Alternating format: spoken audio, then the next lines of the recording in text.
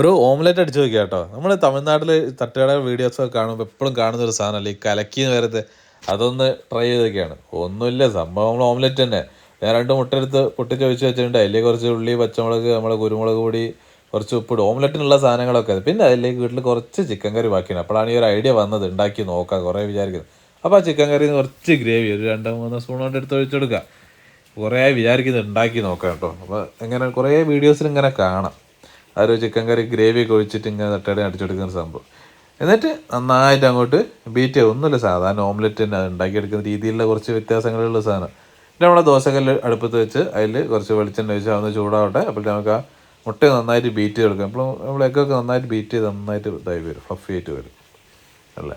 ഇതിന് നേരെ നമ്മളെ നല്ല ചൂടായി നിൽക്കുന്ന ദോശക്കല്ലിലേക്ക് കണ്ട് ഒഴിച്ചു കൊടുക്കുക. അപ്പോൾ കണ്ട എങ്ങനെ പൊന്തി വന്നാൽ ഒരു കുമ്പളകളൊക്കെ ആയിട്ട് ഇത്രയും സംഭവമുള്ളൂ. സാധാരണ ഓംലെറ്റ് തന്നെ അതിൽ ചിക്കൻ ഗ്രേവിയൊക്കെ ഒന്ന് ഒഴിച്ച് ഒരു 1 സൈഡാക്കി എടുക്കുക, അത്രയും സംഭവമുള്ളൂ. ഇനി ഒന്ന് ഇളക്കി കൊടുക്കണം. അപ്പം അങ്ങനെ മാറി വരും. കുറച്ചൊന്നും വെന്ത് പോയിട്ടില്ല. സ്പൂൺ എടുക്കാൻ പോയ സമയം നല്ല ചൂടുള്ള കല്ലായിരുന്നു. അതാണ് സംഭവം, കലക്കി എടുക്കുന്ന മുട്ട അല്ലേ. എപ്പോഴെങ്കിലും നമ്മളൊരു വെറൈറ്റി ടേസ്റ്റ് ഒക്കെ പിടിച്ചു നോക്കണ്ടേ. എപ്പോഴും ഒരേമാതിരി തന്നെ കഴിക്കേണ്ട ആവശ്യമില്ല. നമ്മൾ 1 സൈഡ് ഓംലെറ്റ് ഒക്കെ കഴിക്കുക തട്ടടയിൽ നിന്ന്.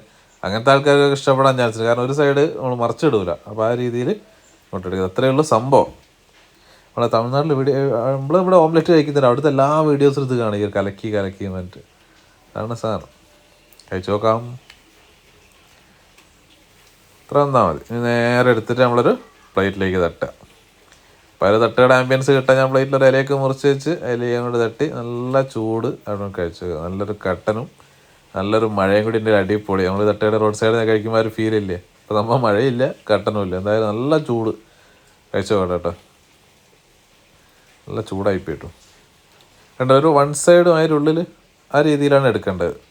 എനിക്ക് കുറച്ചധികം വെന്തോ ഉണ്ടോ ഒരു സംശയമുണ്ട്. ആ ഒരു ചെറിയോട് കൂടി പോയതുകൊണ്ട് അതേറ്റുണ്ടാക്കിയാണ്. പിന്നെ ട്രൈ ചെയ്ത് നോക്കാം. ഓക്കെ, അടുത്ത വീഡിയോ കാണുന്നവരെ ബൈ.